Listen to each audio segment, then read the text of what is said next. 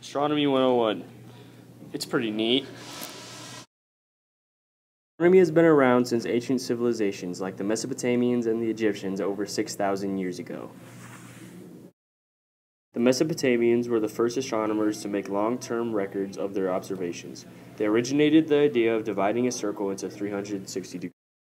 Egyptians used astronomy for practical purposes like predicting the Nile flood and aligning the temples and monuments. Stonehenge is the first solar observatory. The alignments of the rocks mark sunrises and solstices. The Chinese have kept astronomical records for many years. Some date back to 466 BC. There are some recorded as late as the 13th century. About 900 solar and 600 lunar eclipses were carefully documented. Thales, a merchant around 624 to 547 BC, was said to have traveled to Egypt to gather ancient astronomy-related knowledge. The Egyptians taught Thales how to find the distance of a ship at sea using 2 points. Pythagoras, who lived around 582 to 500 BC, developed a model of solar system with his students. It included 2 features that marked a permanent break from the previous thinking of the Babylonians were able to use the long record of observations to see regularities and patterns in the motion of the moon and planets.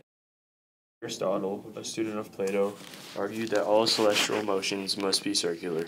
He figured this was the only path that could be continuously repeated.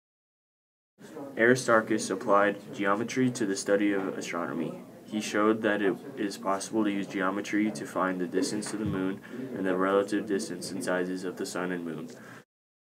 Eratosthenes used geometry to calculate the size and the circumference of the Earth. He also used the relationship between latitude and longitude of midday sun to find the difference in latitude between 2 places. Hipparchus has been the greatest astronomer of antiquity. He discovered a new star. He started making one of the earliest systematic catalogs of bright stars, and he also estimated precision shifts the vernal equinox by 1 every 78 years, and 360 degrees every 28,000 years. Astronomy was important to the Mayan civilization. Mayan monuments and buildings were aligned to the position of the sunrise and sunset at the equinoxes and solstices. Ptolemy's major accomplishment was the completion of the system that could accurately account for the motions of the planets, using a combination of regular and circular motions. Islamic astronomers improved many observing techniques and made careful observations. They also improved the ways in which planetary positions were calculated. Copernicus, the astronomer who proposed the first fully developed heliocentric model of the solar system, which was born in Toruń, in what is now Poland. Brahe Tycho actively opposed the heliocentric model. Tycho published a book about a bright star, or nova, he studied at night that gave him his reputation. Galileo was an astronomer in the 16th and 17th century. He made improvements to the telescope and consequent astronomical observations. Kepler was Tycho's colleague for 2 years until Brahe died. Kepler's main discoveries were found when he was researching Brahe's data about Mars. Isaac Newton is widely recognized as one of the most influential scientists of all time and as a key figure in the scientific revolution.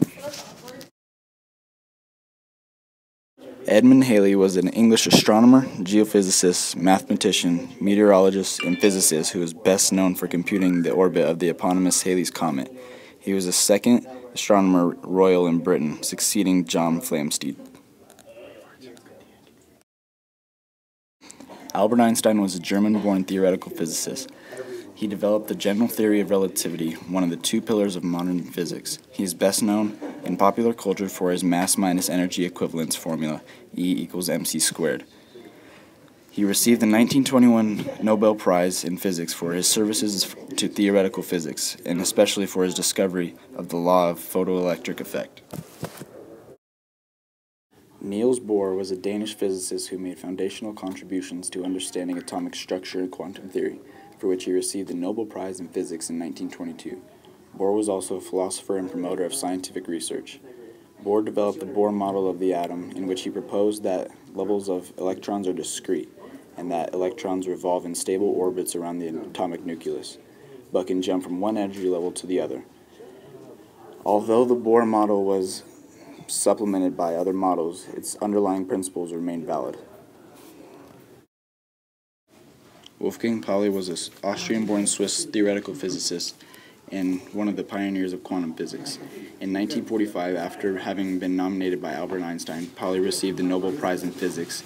His decisive contribution through his discovery of new law of nature, the exclusion principle or Pauli's principle. The discovery involves spin theory, which is the basis of theory of structure of matter.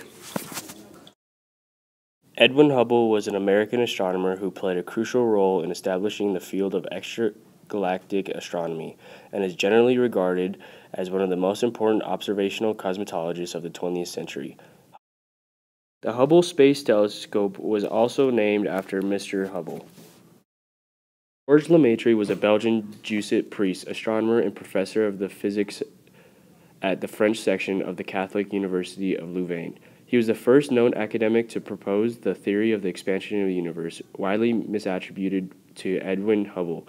He was also the first to derive what is now known as Hubble's law and made the first estimation of what is now called the Hubble constant, which he published in 1927, 2 years before Hubble's article. Lemaitre also proposed what became known as the Big Bang theory of the origin of the universe, which he called his hypothesis of the primeval atom, or the cosmic egg.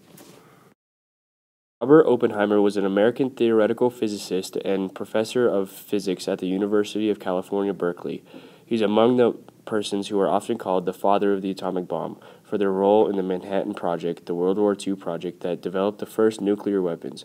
The first atomic bomb was detonated on July 16, 1945 in the Trinity test in New Mexico. Oppenheimer remarked later that it brought to mind words from the Bhagavad Gita, "Now I am become death, the destroyer of worlds."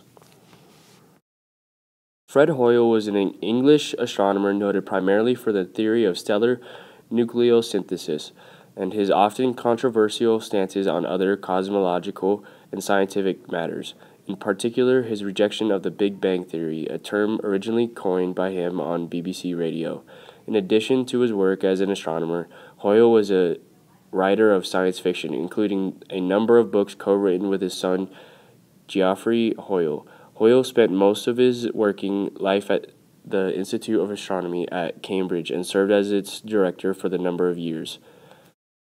The accident discovery of cosmic microwave background radiation was first found by Penzias and Wilson as they experimented with the Holmdel horn antenna. The discovery was evidence for an expanding universe and was evidence against the steady-state model.